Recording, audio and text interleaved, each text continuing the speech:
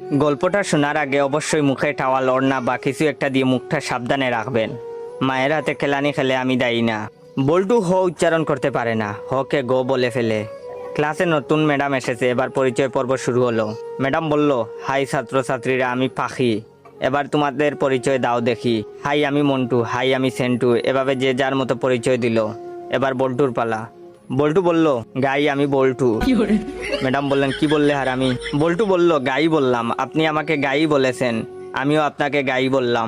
Madam বললেন, কি তোর সাহস কি করে হলো আমাকে গাই বলতে? কে তোকে এসব বলতে বলেছে, বল আমাকে। বল্টু বলল, প্রধান শিক্ষক, তিনি বলেছেন ম্যাডাম এসে সবাইকে গাই বলবে, তোমরাও ম্যাডামকে গাই বলবে। বল্টুর কথা শুনে ম্যাডাম কাঁদা শুরু করলো। এমন সময় পাশের ঘর থেকে হেড স্যার আসলো। হেড স্যার আবার ক বলতে পারে না, ক কে প বলে ফেলে। হেড স্যার এসে বললেন, কি ব্যাপার ম্যাডাম এভাবে পাচ্ছেন যে? প্রথম দিনেই ম্যাডাম রে এভাবে পাদানো হলো কেন? হেড স্যারের কথা শুনে ম্যাডাম আরো জুড়ে জুড়ে কাঁদা শুরু করলো। হেড স্যার বললেন, প্লিজ ম্যাডাম, আপনি এত জুড়ে জুড়ে পাদবেন না, আজ আপনার প্রথম দিন, আপনি এত জুড়ে জুড়ে পাদলে মানুষ কি ভাববে?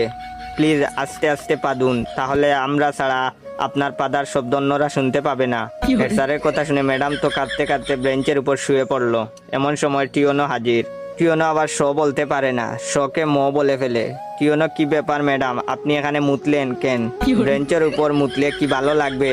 আপনার মুতার দরকার হলে আমাদের বলতে পারতেন, আমরা আপনাকে বিছানা তৈরি করে দিতাম, বিছানায় আপনি আরামে মুততে পারতেন। এমন সময় শিক্ষামন্ত্রী হাজির। শিক্ষামন্ত্রী আবার উপরের সবগুলো সমস্যা বিদ্যমান। শিক্ষামন্ত্রীকে যে যার মতো ঘটনা খুলে বলল। বল্টু বলল, আমি ম্যাডামকে গাই বলেছি। হেড স্যার বললেন, আমি ম্যাডামরে আসতে পারতে বলেছি। টিওনো বলল, ওদের কথার জন্য ম্যাডাম বেঞ্চের উপরে মুততেছিল।